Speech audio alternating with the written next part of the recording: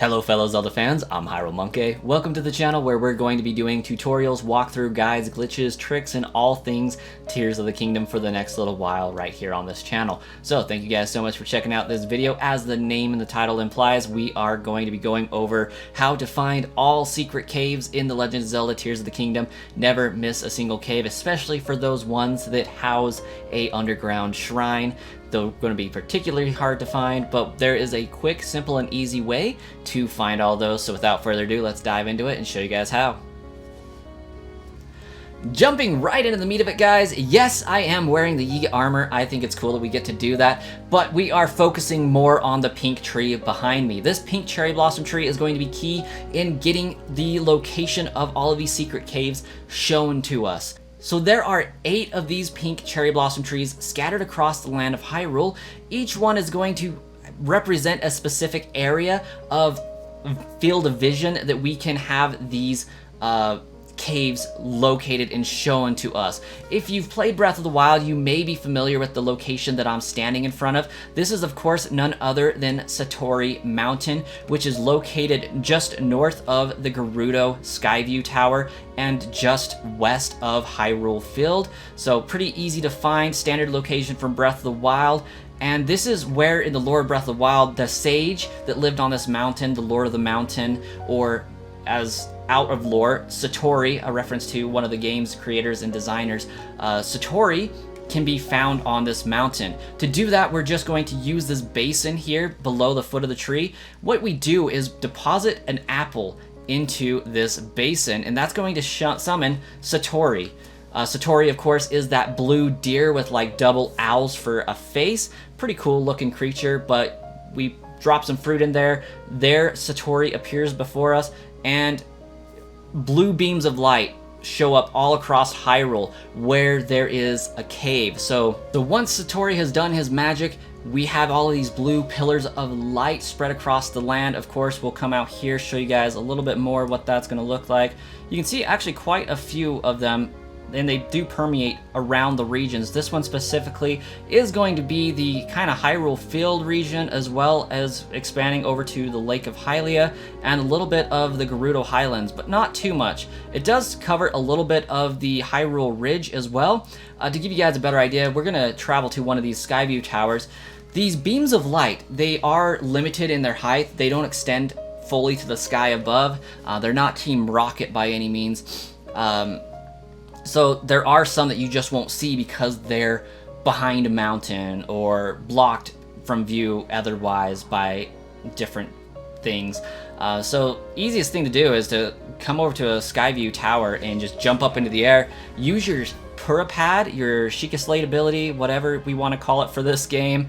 You can see that there are several of these now spread across the land, and the easiest thing to do is just open up your guide as you're falling, mark one of the locations down, so on and so forth. Alright, so as you can see, we're getting closer. That beam of light is still there. It does last for actually quite a while, but as we do get closer, it will disappear. So we'll run over to it, watch it disappear. There's actually going to be another indicator for these caves. This one is a special example. A lot of these caves have multiple entrances, and those can be really a pain, helping you get lost pretty easily. But once we get up close to it, it'll usually say, hey, this such and such cave has been discovered. This one is the North Hyrule Plain Cave. You can see that there is another location or entrance over here. This one just has a quick little hidey hole you can drop down into. Of course, the beam of light for the other entrance is still showing, which is super handy. There is that secondary indicator that I'm going to show you here in just a second. Most of these caves, if not all of them, have at least one bloopy sitting outside of the cave entrance, and there you see there is a bloopy. Every single cave entrance that I have found, at least the main entrance for a cave, you saw that hidey hole, did not have a bloopy sitting out in front of it. This one, of course, does. This is the main entrance to the cave. Every single cave that I have found, and I have found a great deal of them, has a bloopy sitting out in front of it.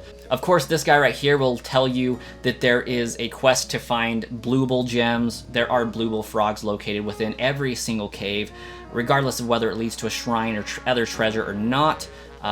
Opening this menu up, we can find, I found 37 of these bluebull gems, so that's 37 cave entrances, and like I said, not a single one of them that I've found has not had a bloopy that we can go and find as well. So when your light disappears for your cave, be on the lookout for those bloopies.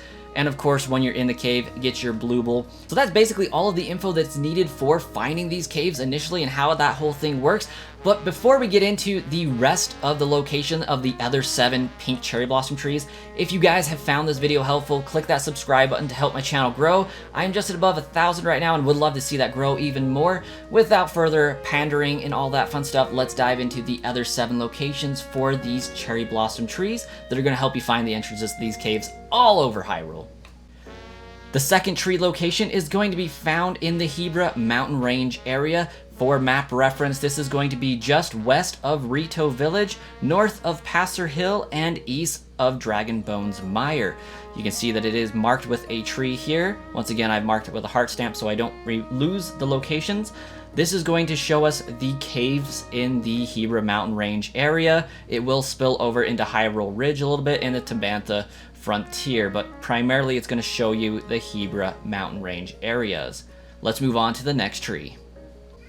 The third location for one of these pink trees that'll help you find the cave locations is going to be in the Eldin mountain range area.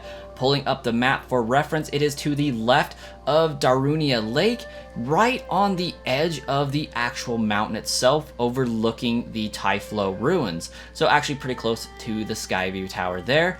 So that is the third location. Let's move on to the fourth. For the fourth tree location, we are just east of Hyrule Castletown ruins. You can see the tree there. I was standing on the Yamio Shrine, so really close and easy access to this tree there. Once again, down at the bottom, you have the depository for the fruit to summon Satori, the Lord of the Mountain, to give us those cave locations. Let's move on to the fifth pink tree location. Our fifth pink cherry blossom tree location is going to be found within the Zoro's Domain area.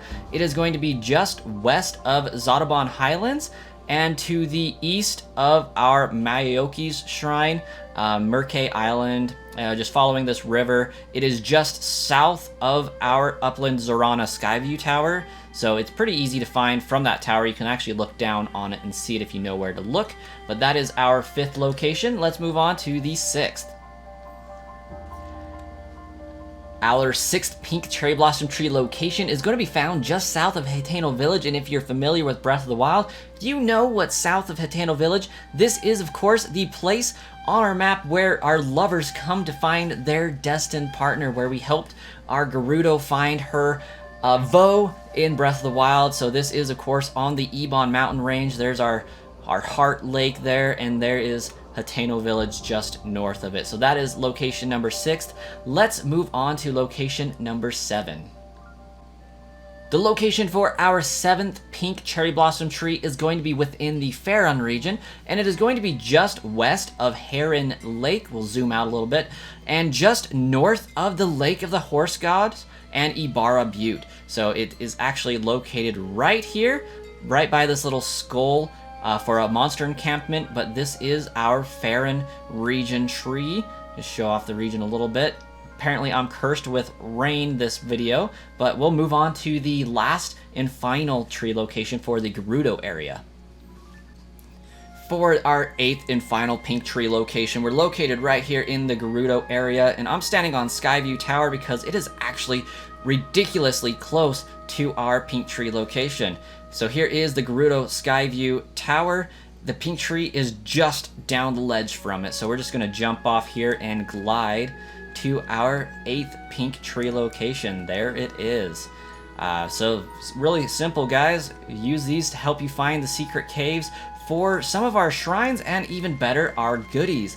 I'm Hyrule Monkey. Thank you guys so much for watching this video. I hope you guys find it helpful, and if you did, click that subscribe button to help my channel grow. Right now we're sitting at just over 1,000 subs. I would love to see this Zelda channel grow as I continue to do guides for Tears of the Kingdom. walkthroughs, strategies, and of course my favorite material, theories for the Zelda series. I'll see you guys in one of my future videos.